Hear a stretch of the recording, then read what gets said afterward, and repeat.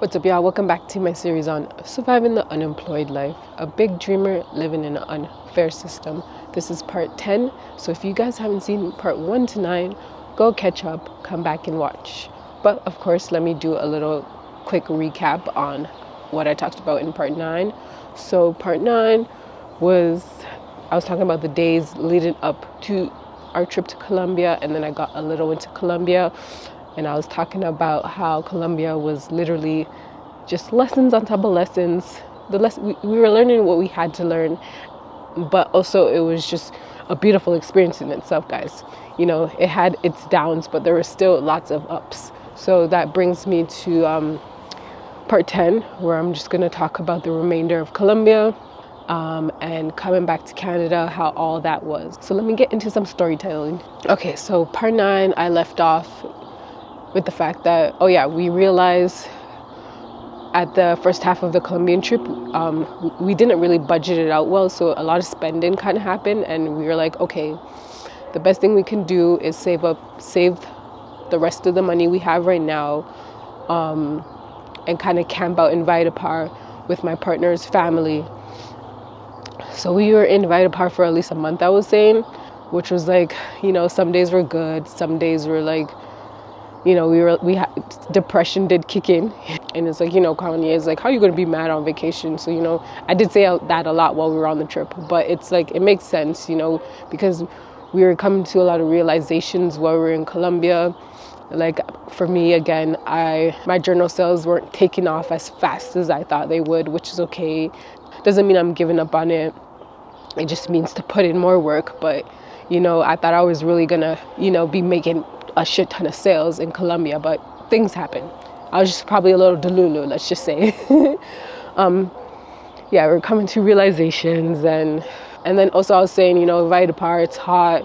You really have no business being there as a tourist because it's a small town, and it's just like you basically like you wake up early, you eat, but then it's too hot to be outside during the day, so it's like we were kind of going by like his grandma's schedule, and she would like just be up in the morning, have breakfast, and then take her nap during the day, and then be up a little bit and go to bed early. So it was kind of like we were kind of living on his abuela's schedule while we were there. It was hard for us for a bit.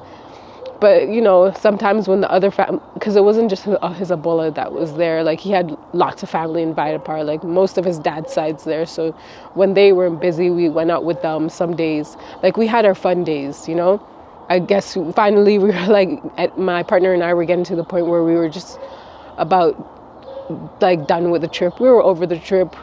And we were like kind of planning on like, okay, when we get back to Canada, we're going to do this, this, and that. We're ready to get our shit together because, you know, we left Canada not in a good shape, you know, financially. We left Canada broke.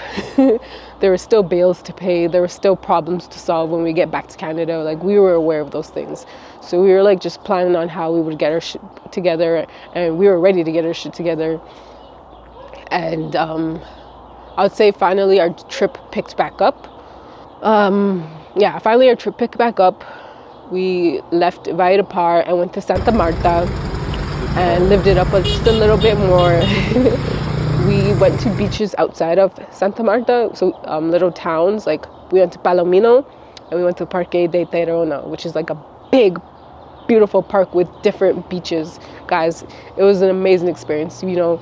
Our spirits were getting lifted back up. We were turning into dreamers again. We were feeling good, having a great time. This was like coming to the near end of the trip as well. So my partner and I were just getting excited to just get back in Canada, you know? So yeah, like we were just living it up the last few weeks of Colombia.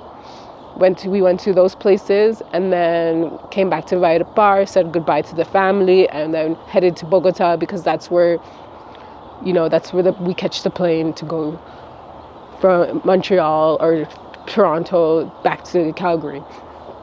So yeah, we spent the last week in Bogota with my partner's aunt, and we were just mentally preparing ourselves getting back to Canada, because we knew like there was problems to go back to, bills to go back to, and we were going back broke. So we were just mentally preparing ourselves for the reality of how things will be. And then mind you, also, like, we moved in with my partner's parents, and we didn't, like, he's been living with them, but I didn't get to experience how it was living with them yet, because we moved in and then we went to Colombia. So we were just mentally preparing ourselves, but at the same time just happy to get back home and get our shit together, because my partner and I, we are not the type of people to run from our problems. You know, we can escape for a bit, but like, we know that we have to get shit done, and we want to get shit done. You know, we want to be great, we want to build something. So wrapping up part 10, I'll get a little into how it was getting back home to Canada. So basically how that went is, yeah, we came to near the end of the Colombia trip. That was the end of that experience. Amazing experience. Oh, we definitely want to go back. For sure that's going to happen, but we said we'll go back and obviously have our shit together this time, because you know your money can get you a long way when you're in Colombia. It's USD, CAD. But yeah, we got back to Canada, and I would say the first week in Canada, I was like on a gratitude high, guys. I was grateful to be back to my country, like grateful to have access to the tools and necessities and the things I need to be able to, you know, work and create and work on my things. Because at that point I had decided to, like, I'm gonna go full, when I get back to Canada, I'm going full in on my journals. Like, I'm gonna expand it more, I'm gonna redo some things, I'm gonna, like, you know. So I was just, the first week I was grateful to be back, as I was getting into a routine of getting up early.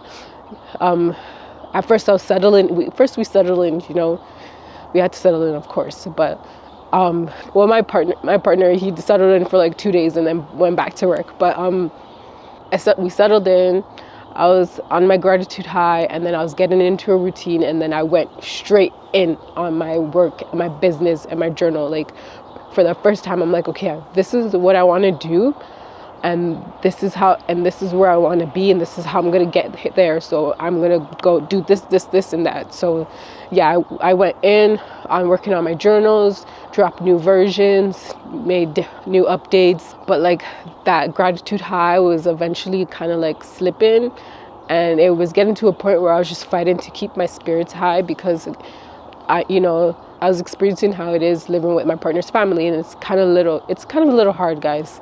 And not to mention, also right away, like when we got to Canada, my partner felt it, is the pressure of like helping out his family, and you know, the pressure of that he needs to make money. Right away he felt it. I didn't feel it right away. I was right in my gratitude high. But then, like, I would say after the week of being in Canada, the first week, I was starting to feel the pressure. I'm like, okay, he's feeling it. I don't want my partner to be, you know, suffering alone. Like, at the end of the day, he was the one helping me out most while we were in Colombia. So it's like we were kind of like taking turns fighting depression and keeping our spirits high. After like the first 2 weeks or so in Canada, we just been like back and forth, tag teaming back and forth, trying to fight to keep our spirits high and not be depressed, be in a good mood. Like, that's how it kind of was. And I'm gonna end off part 10 with that. It's just we were just doing our best. Every day we were just trying to do our best. I was pouring into my journals, still am till this day.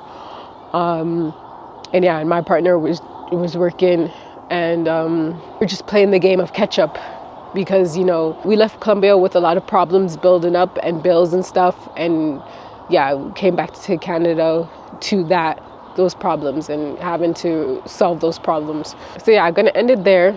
Thank you to those that made it to the end. Part 11 I feel like part 11 would be like the last part of the series, because I'll talk about how I just been taking it day by day, how I've been putting in work on my journals, how me and my partner been handling things and living here with his family. Oh, and how I got into storytelling and why I felt called to come on here and tell my story. So yeah, that I feel like part 11 will be the last bit. Thank you guys for watching. I'll catch you guys in the next part. Peace.